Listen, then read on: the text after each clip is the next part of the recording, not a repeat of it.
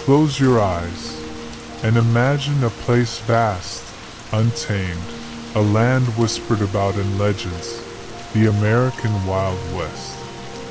But tonight, we journey beyond the myths, beyond the cowboys and shootouts, to uncover the raw, untold story of survival, struggle, and resilience in a world both beautiful and brutally unforgiving.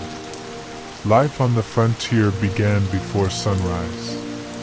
The smell of sweat, smoke, and unwashed bodies lingered in the air.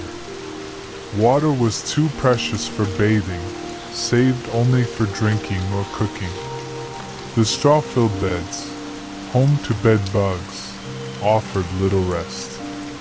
Days were spent laboring under the sun, chopping wood, hauling water, hunting food. Every breath was thick with dust or the chill of winter air. Clothes itched. Food lacked flavor. A typical meal?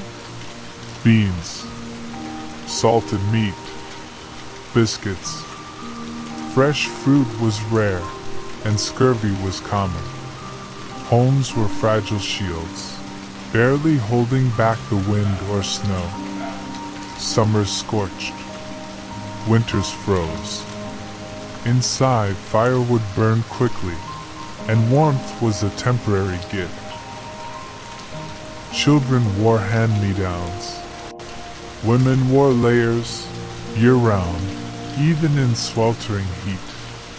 By age 30, many suffered from arthritis, chronic back pain, and bodies already bent by the burden of life. Illness arrived, unannounced. Doctors? Few. Medicines? Crude. Most treatments did more harm than good. Mercury, bloodletting, even arsenic. An injury, a fever, even childbirth could mean death. Imagine a tooth pulled without anesthesia, a surgery performed without sterilization. Women died in childbirth. Children died of fever. And mental illness, prairie madness, haunted the lonely silence of the plains.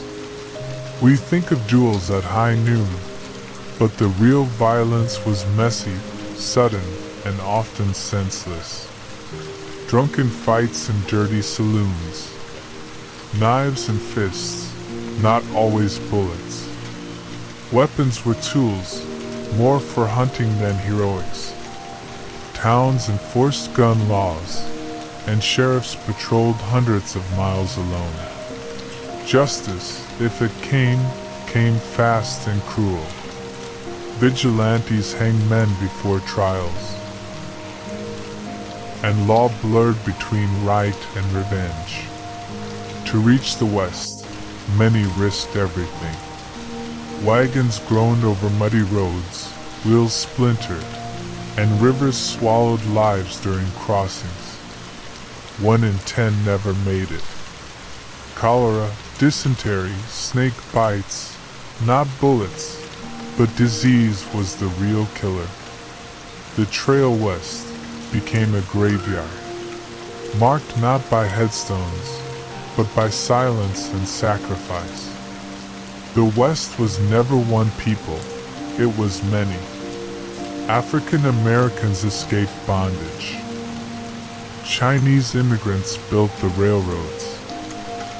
Mexicans protected ancestral lands. Native Americans watched their worlds disappear.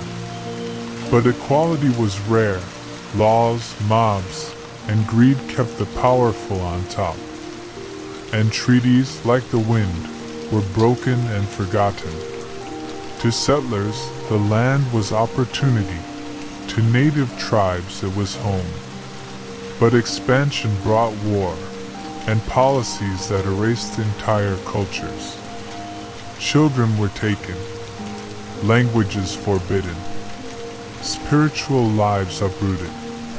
The dream of the West was often someone else's nightmare. Men dug deep into the earth, for gold, for silver, for survival. But mines collapsed. Gases suffocated. Silicosis turned lungs into stone. Ranchers lost herds in winter storms. Farmers fought droughts, pests, and loneliness. Work never ended, and rest was a rare privilege. Even wages could trap you. Company towns paid in script, not dollars, forcing workers to buy food from their bosses' stores. Frontier women were midwives, cooks, laborers, and defenders. They gave birth alone, buried children alone, and fought off wolves and thieves alone. Their strength wasn't in storybooks, but in every torn apron, every silent tear, and every heartbeat that refused to give up. The real Wild West was not a stage for heroes, but a crucible of human spirit, of those who endured pain and those who disappeared into it. It shaped a nation, not through glory, but through grit. And when we look past the myths, we find the truth, raw, unpolished, and profoundly human. Now, as your eyes grow heavy, let the wind of the past guide your dreams. Hear the hoofbeats, the quiet hush of the plains, the voices of those long gone, still echo in the dust.